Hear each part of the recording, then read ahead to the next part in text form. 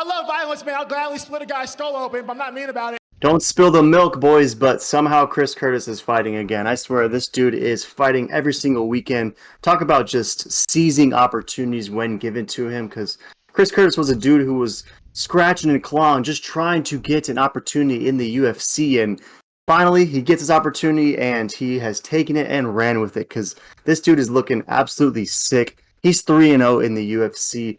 Most recently, we just saw him a couple weeks ago against Rodolfo Vieira, and it was a close competitive fight, but one that ultimately Chris Curtis was able to get the unanimous decision in. And I was most impressed with the fact that he was able to successfully defend over 20 takedowns from Rodolfo Vieira. And the fact that Vieira couldn't even take him down once really showcased to me the levels that Chris Curtis has gained throughout these last few years. I mean, back in the day, this was a dude who used to get absolutely brutalized on the ground, and now he can successfully defend takedowns from Rodolfo Vieira, who is a serious BJJ threat. So leaps and bounds is what this dude's game has featured, and his stand-up is absolutely crisp, right? He was ripping those slick body shots, just smoking Rodolfo Vieira, and he essentially did the same thing to Phil Hawes and Brendan Allen before that, and those are two tough guys. I mean, Brendan Allen has a lot of UFC wins, and Phil Hawes, love him or hate him, he's got some wins as well. So for Chris Curtis to just come in and just continually get these Ws,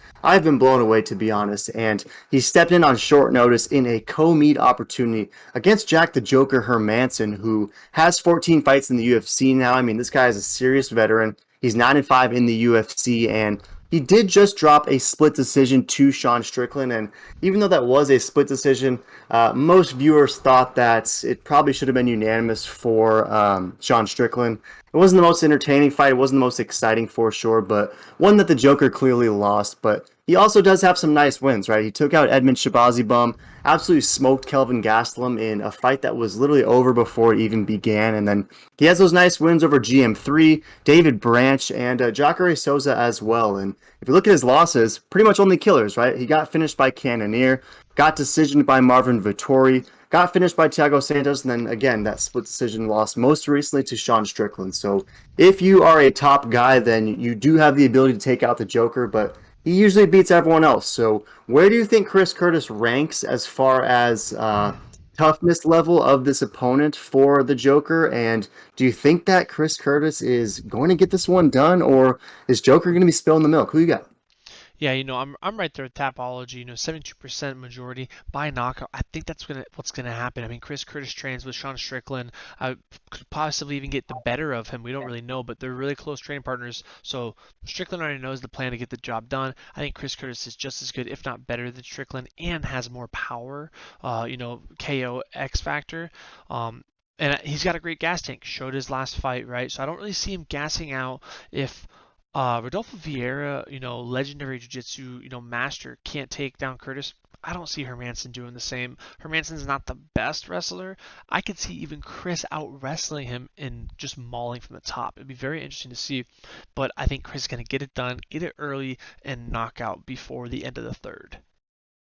And how crazy is that, right? Because like if this fight was 3 fights ago and it's Chris Curtis versus Jack Hermansson, I guarantee you both of us would have been picking the Joker, right? But Chris Curtis really has just been looking pretty impressive, and we got to give the dude his flowers. And real quick, shout out to Chris Curtis because he's a Meat Boy favorite. He's always checking out our breakdown videos. So respect to the action, man. And I'm with you all the way, Meat. I'm gonna roll with Chris Curtis. I think he's going to find a way to get this done. I do think it's going to be a decision because, I don't know, Joker, he is tough to put out unless you really have that one-punch lethal power. And maybe Chris Curtis is able to flatline him, but I kind of think that this is going to be a pretty close competitive fight. One where both guys have their moments, but ultimately I like Chris Curtis to get a decision. So I was honestly a little bit surprised by the Tapology numbers. 72% for Chris Curtis. Majority Brown for that TKO. Only 28% is rolling with the Joker, about 12% for that submission.